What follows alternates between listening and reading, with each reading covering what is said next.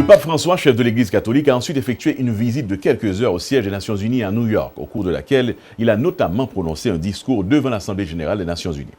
Le pape, dont il s'agit de la première visite au siège de l'ONU, a été accueilli par le secrétaire général de l'organisation, Ban Ki-moon, à l'entrée du bâtiment du secrétariat. Il a ensuite rencontré un groupe d'employés de l'ONU.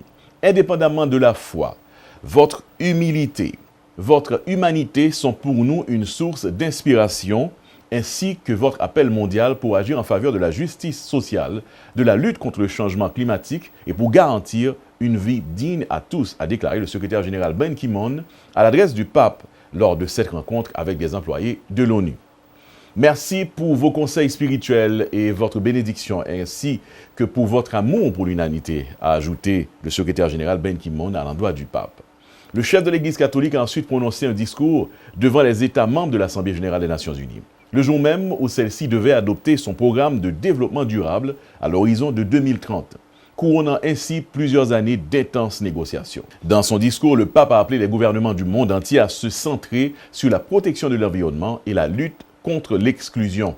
L'exclusion économique et sociale est une négation totale de la fraternité humaine et une très grave atteinte aux droits humains et de l'environnement, a déclaré le pape François. Ces phénomènes constituent la culture du déchet, aujourd'hui si répandue et inconsciemment renforcée, a-t-il constaté. Un extrait du discours du pape à la tribune des Nations Unies avec un reportage de UN News.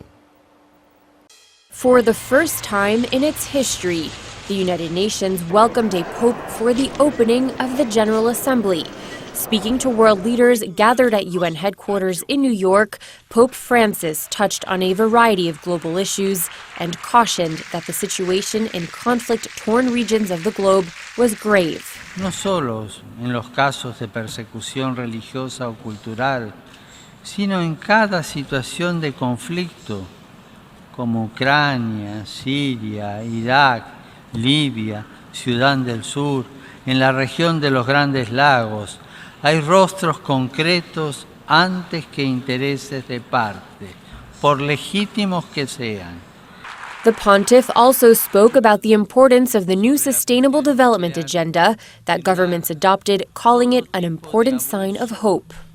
La medida y el indicador más simple y adecuado del cumplimiento de la nueva agenda para el desarrollo será el acceso efectivo, práctico e inmediato para todos a los bienes materiales y espirituales indispensables.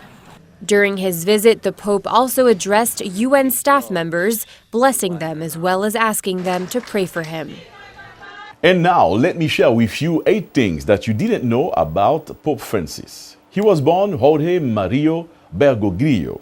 He loved to play soccer, which is understandable for a pope born in Argentina. Do you know that Pope Francis speaks Spanish, Italian, German fluently? I'm talking about speaking those languages. And he also speaks some English, French, and Portuguese. There are more things that you didn't know about Pope Francis, I'm sure. So let me share with you what are these things. 8 of them. With this montage from Nightly News, let's find out 8 things that you didn't know about Pope Francis.